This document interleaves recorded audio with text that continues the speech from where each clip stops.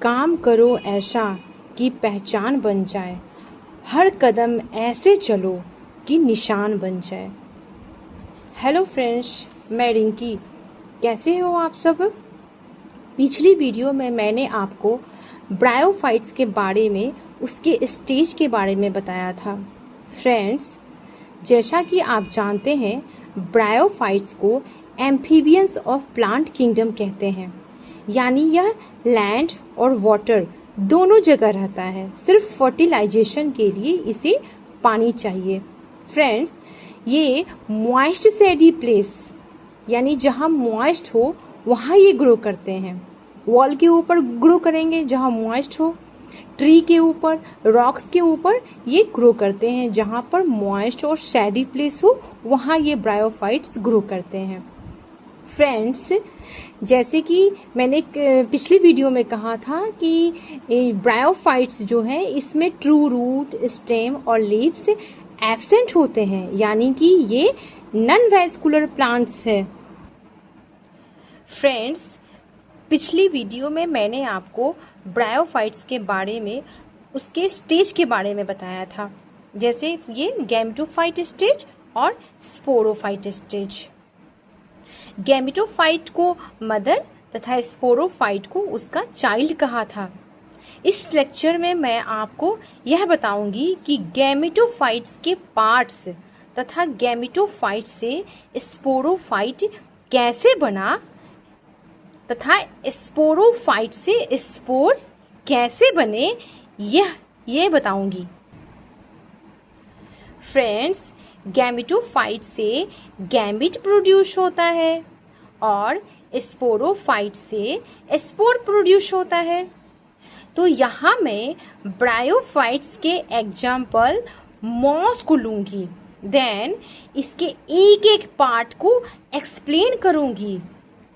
जो मॉस है इसमें, जैसे मॉस या फिर ब्रायोफाइट्स है, इसमें दो स्टेज इन्वॉल्व होते हैं। मॉस या ब्रायोफाइट्स में दो स्टेज इन्वॉल्व होते हैं।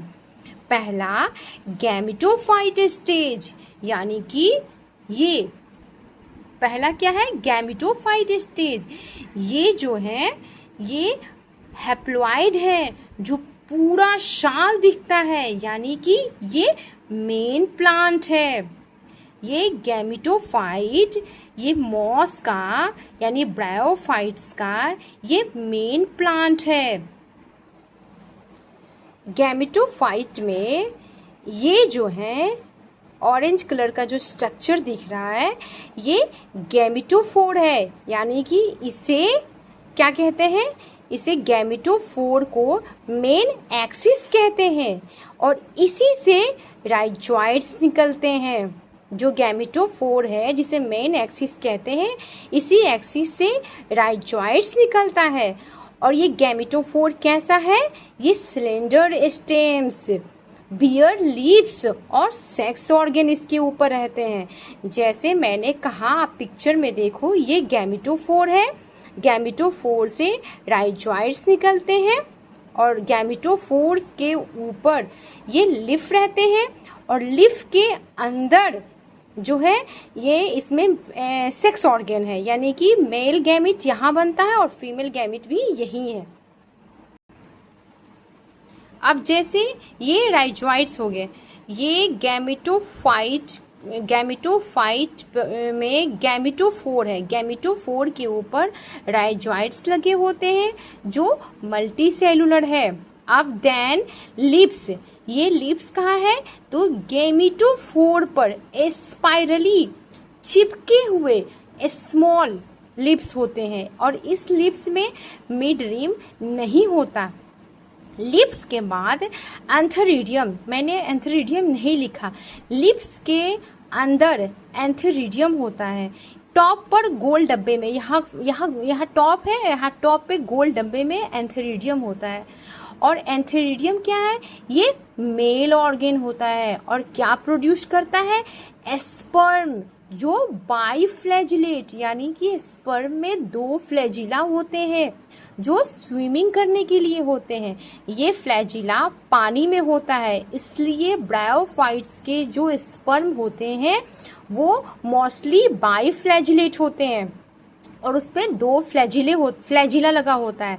देन इस लिफ के अंदर यानी अंदर की तरफ लिफ चारों तरफ से घेर के रखती है एंथेरिडियम और आर्कीगोनियम को।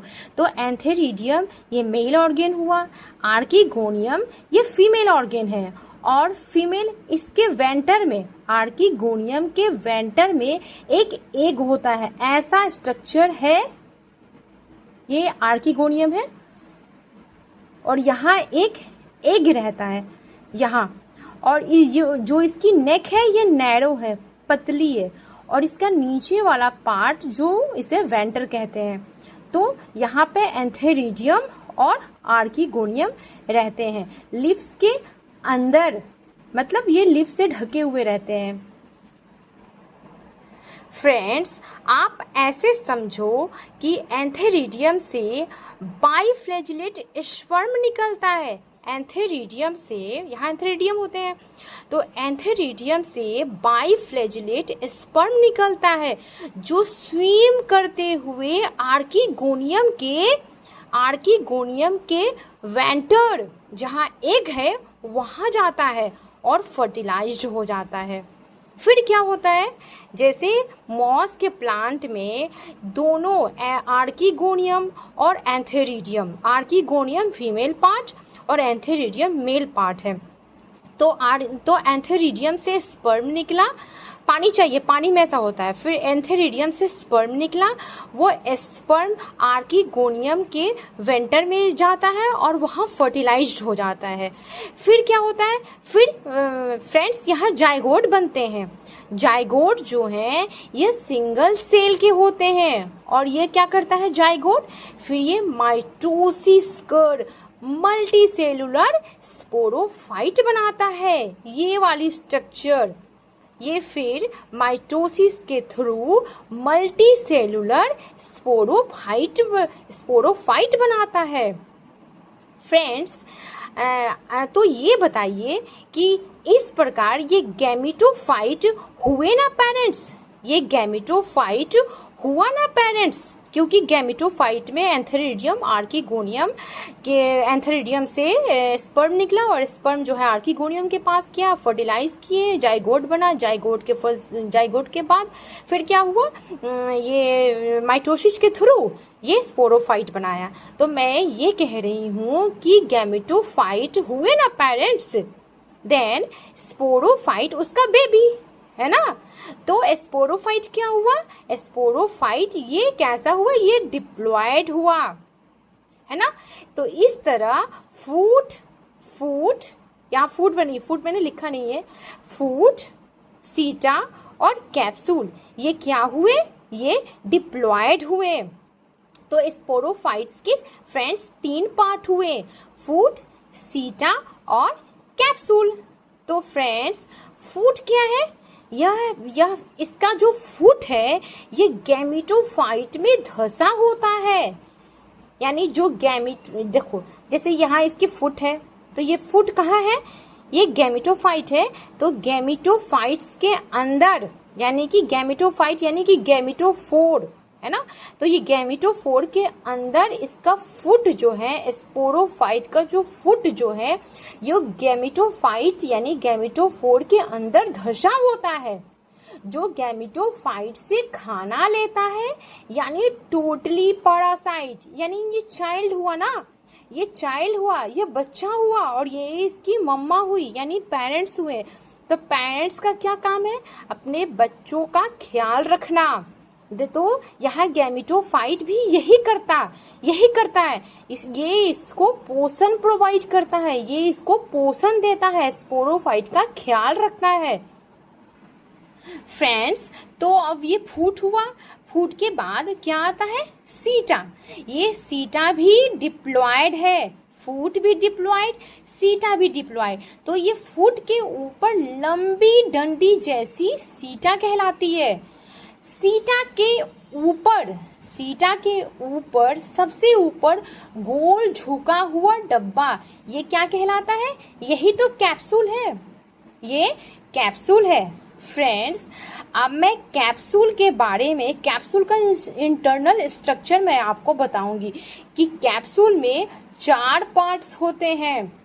ये कैप्सूल है। इस कैप्सूल के अंदर, कैप्सूल को समझने के लिए इनके अंदर इनका इंटरनल स्ट्रक्चर समझेंगे तब हमें कैप्सूल समझ में आएगा। तो फ्रेंड्स, ये कैप्सूल हुआ। मैंने कैप्सूल का डायग्राम यहाँ बनाया है।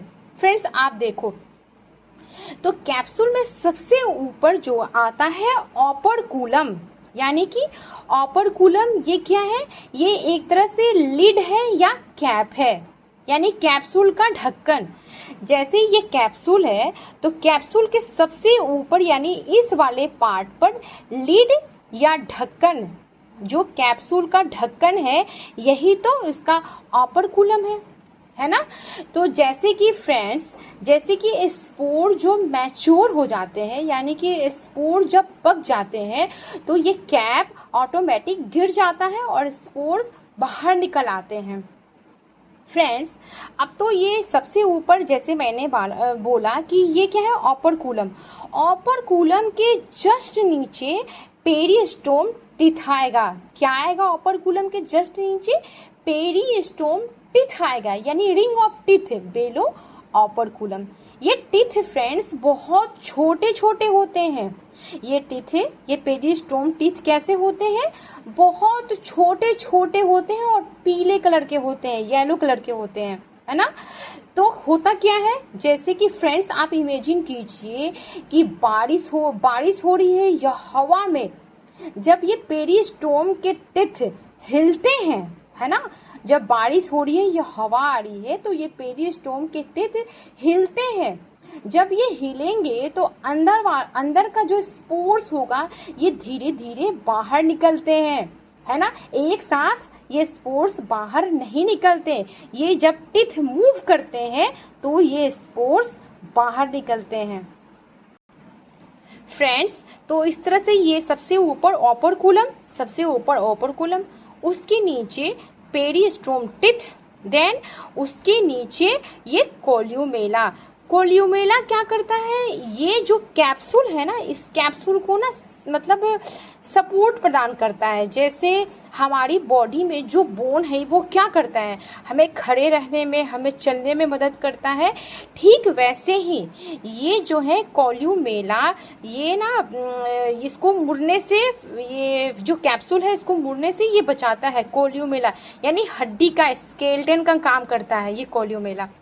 तो कैप्सूल के ये बीच में मोटी डंडी जैसी जो पूरे कैप्सूल को सीधा खड़ा रखती है, वो क्या है? कोल्यूमेला। फ्रेंड्स, अब कोल्यूमेला, आप पिक्चर में देखो कि कोल्यूमेला है। कोल्यूमेला के साइड में चारों तरफ क्या लगे हैं? स्पोर्स लगे हैं। कोल्यूमेला के साइड में चारों तरफ क्या लगे हैं फ्रेंड्स? स्पोर्स लगे हैं, है ना। तो ये यही मॉस के बीज हैं।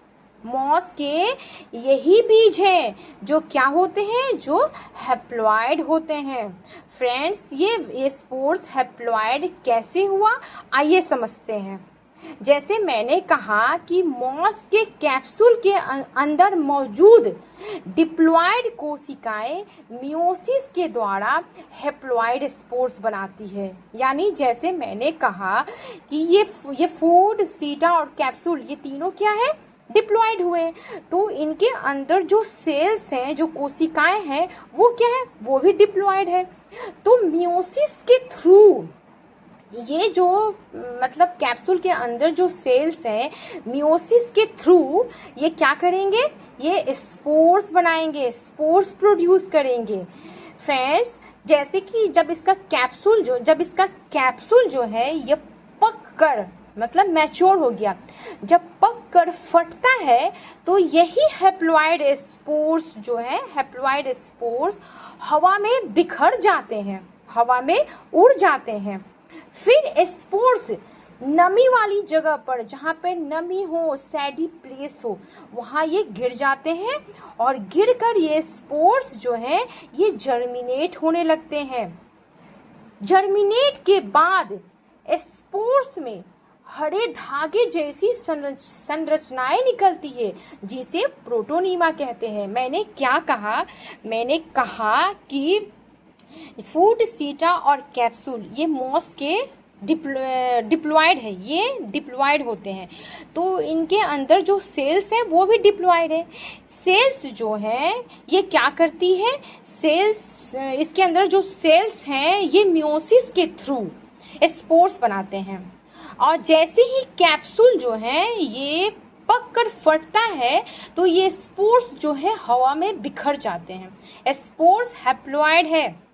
फिर क्या होता है, ये नमी वाले जगह पर गिरते हैं, जर्मिनेट हो जाते हैं, और जर्मिनेट होने के बाद ये हरे धागे जैसी संरचनाएं निकलती है जिसे हम प्रोटोनीमा कहते हैं। फ्रेंड्स, तो जो स्पोर्स जो है ये नमी वाले जगह पे गिरे, जर्मिनेट किए और फिर प्रोटोनीमा बना लिए। फ्रेंड्स, ये जो प्रोटोनीमा है उसके ऊपर क्या बनते हैं, बर्ड्स बनने लगते हैं, और इन बर्ड्स से आगे चलकर मॉस का मेन हरा पत्तेदार पौधा विकसित होता है जिसे हम देखते हैं, वही तो गैमेटोफाइट है।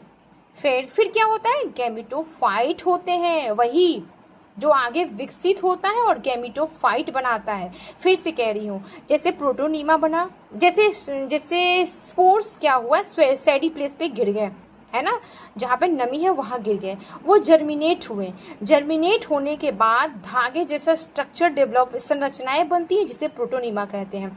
प्रोटोनीमा के ऊपर बर्ड्स बनने लगते हैं, है ना।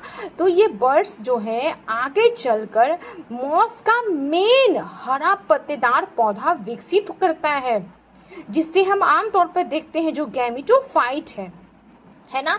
तो इस तरह से ये मॉस का लाइफ साइकिल है। फ्रेंड्स, इस तरह ब्रायोफाइट्स के लाइफ साइकिल की कहानी मैंने आपको सुनाया।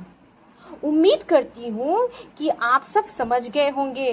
फ्रेंड्स, अब मैं चलती हूँ, मिलेंगे नेक्स्ट वीडियो में। So take care friends, bye.